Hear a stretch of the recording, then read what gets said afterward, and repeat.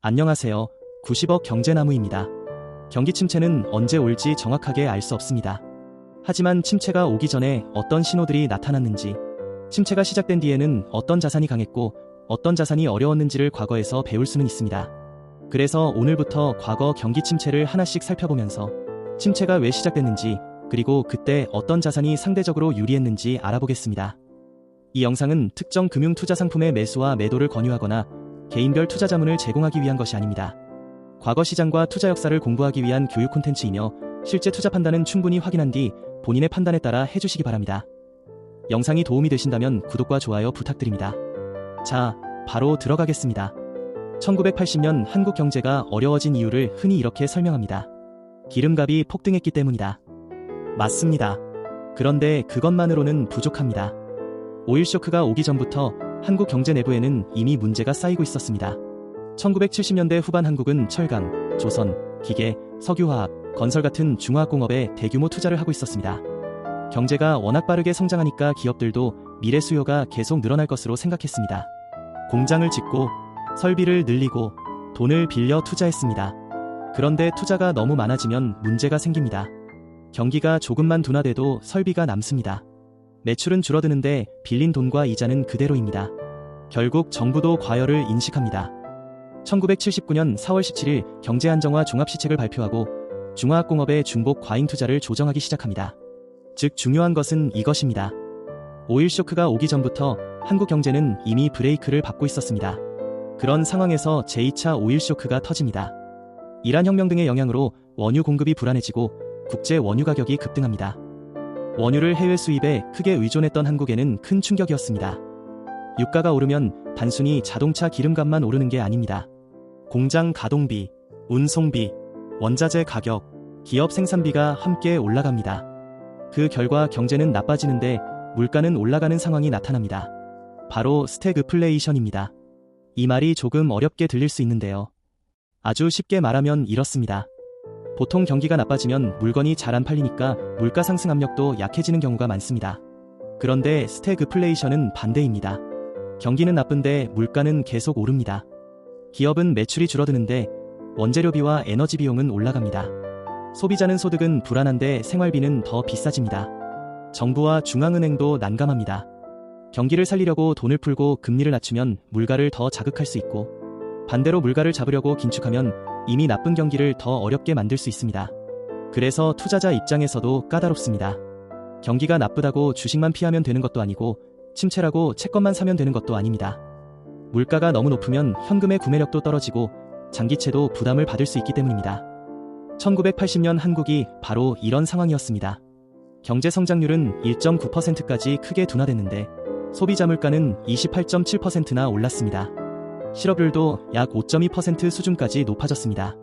경기는 크게 둔화됐는데 물가는 거의 30% 오른 것. 이것이 1980년 한국의 스태그플레이션을 이해하는 핵심입니다. 여기에 정치적 불확실성과 흉자까지 겹쳤습니다. 자, 여기까지가 역사입니다. 이제부터가 우리가 정말 알고 싶은 부분입니다. 이런 스태그플레이션 속에서 어떤 자산이 실제로 유리했을까요? 먼저 금입니다. 1970년대 후반 인플레이션과 지정학적 불안이 커지면서 금 가격은 강하게 상승했습니다. 그리고 1980년 1월에는 한때 온스당 850달러까지 올라갑니다.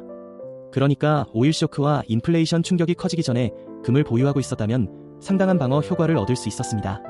여기서 첫 번째 자산 흐름이 나옵니다. 인플레이션 충격이 커지는 초반, 금이 상대적으로 유리했습니다. 그런데 여기서 끝이 아닙니다. 1980년 1월 금이 850달러까지 급등한 뒤에는 금값이 크게 떨어집니다. 그러니까 인플레이션이니까 금을 사면 된다. 가 아닙니다. 이미 금이 폭등한 뒤였다면 오히려 위험했습니다. 결국 중요한 것은 자산 이름뿐 아니라 가격과 시점이었습니다. 다음은 달러입니다. 1980년 1월 정부는 달러당 484원이던 환율을 580원으로 크게 조정했습니다. 그리고 그해 말에는 원달러 환율이 659.9원 수준까지 올라갑니다.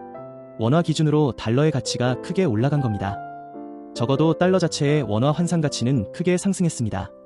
물론 당시에는 지금처럼 개인이 자유롭게 달러 ETF나 미국 주식을 사는 시대가 아니었습니다. 우리가 여기서 볼 것은 원리입니다. 원화가 약해지는 시기에는 달러의 원화 환산 가치가 크게 올라갔습니다. 그렇다면 현금은 어땠을까요? 현금은 위기 때 중요합니다. 가격이 폭락하면 무엇인가를 살 수 있기 때문입니다. 하지만 1980년에는 물가가 28.7%나 올랐습니다. 따라서 현금을 오래 가지고 있으면 실질 구매력이 크게 떨어졌습니다. 그래서 이 시기의 현금은 최고의 수익 자산이라기보다 기회를 기다리는 수단에 가까웠습니다. 자, 그리고 여기서부터 가장 중요한 변화가 나타납니다. 주식입니다. 1980년 말 소급 코스피는 약 106.87 수준이었습니다. 1980년 초 기준 100과 비교하면 약 7% 높은 수준입니다. 하지만 같은 해 소비자 물가는 28.7% 올랐습니다. 적어도 주가지수 상승률만 놓고 보면 물가 상승 속도를 따라가지 못했습니다. 그러니까 1980년 한 해 전체를 보면 주식이 최고의 자산이었다고 말하기 어렵습니다. 그런데 중요한 것은 1980년 후반입니다. 통계청이 정한 당시 공식 경기 저점은 1980년 9월입니다. 경제뉴스는 여전히 나빴습니다. 성장률은 크게 둔화됐고 물가는 높았고 실업도 늘었습니다. 그런데 경기 자체는 이미 바닥을 지나기 시작했습니다. 그리고 1981년 말 소급 코스피는 약 131.37 수준까지 올라갑니다. 1980년 말에 106.87과 비교하면 약 23% 높은 수준입니다. 여기서 두 번째 중요한 자산 변화가 나옵니다.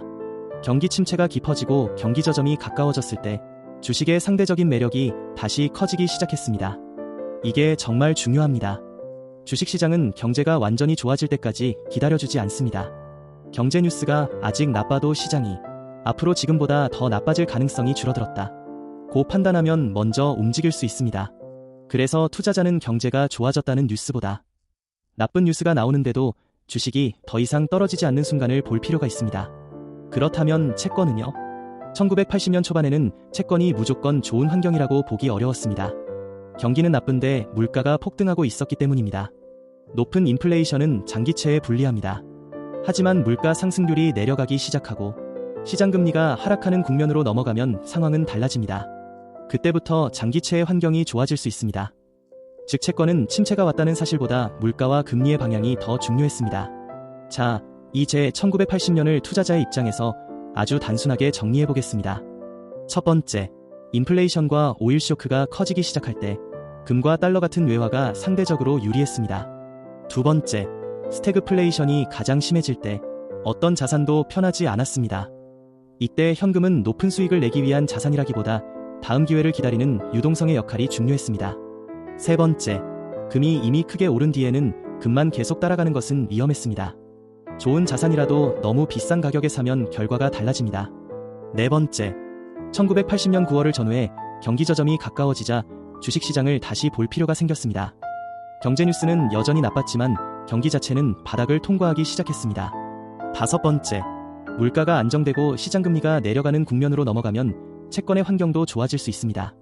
이게 1980년에서 우리가 가져가야 할 핵심입니다. 물론 모든 경기 침체에서 이 순서가 똑같이 반복되는 것은 아닙니다. 오히려 그래서 과거의 다른 경기 침체도 공부해야 합니다. 하지만 적어도 1980년 사례에서는 한 가지가 분명했습니다. 침체가 왔다는 이유만으로 한 가지 자산을 처음부터 끝까지 가지고 있는 것이 정답은 아니었습니다. 인플레이션 충격이 커질 때 유리했던 자산과 경기가 바닥에 가까워질 때 유리해지기 시작한 자산이 달랐습니다. 그래서 저는 경기 침체를 볼 때 세 가지만 보겠습니다. 첫째, 침체의 원인이 무엇인가? 둘째, 물가는 올라가는가 내려가는가? 셋째, 지금 침체의 초반인가? 한가운데인가? 바닥 부근인가? 이 세 가지를 알아야 그때 어떤 자산이 상대적으로 유리할지를 판단할 수 있습니다. 1980년 사례를 한 줄로 정리하겠습니다. 인플레이션 충격이 커질 때는 금과 달러의 원화 가치가 강했고 금이 과열된 뒤에는 추격이 위험했으며 경기 저점이 가까워지자 주식의 매력이 다시 살아나기 시작했습니다. 그리고 물가와 금리가 안정되는 국면에서는 채권을 볼 수 있는 환경이 만들어집니다. 결국 우리가 경기 침체를 공부하는 이유는 침체가 언제 올지를 맞히기 위해서만은 아닙니다. 침체가 진행되는 과정에서 언제, 어느 자산으로 눈을 돌려야 했는지를 배우기 위해서입니다. 앞으로 1997년 외환위기, 2001년 경기 둔화, 2008년 글로벌 금융위기, 2020년 코로나 충격도 똑같은 기준으로 보겠습니다. 침체가 시작되기 전에는 무엇이 강했는지, 침체 한가운데에서는 무엇이 살아남았는지, 그리고 바닥에서는 무엇을 샀어야 했는지, 이걸 하나씩 찾아보겠습니다.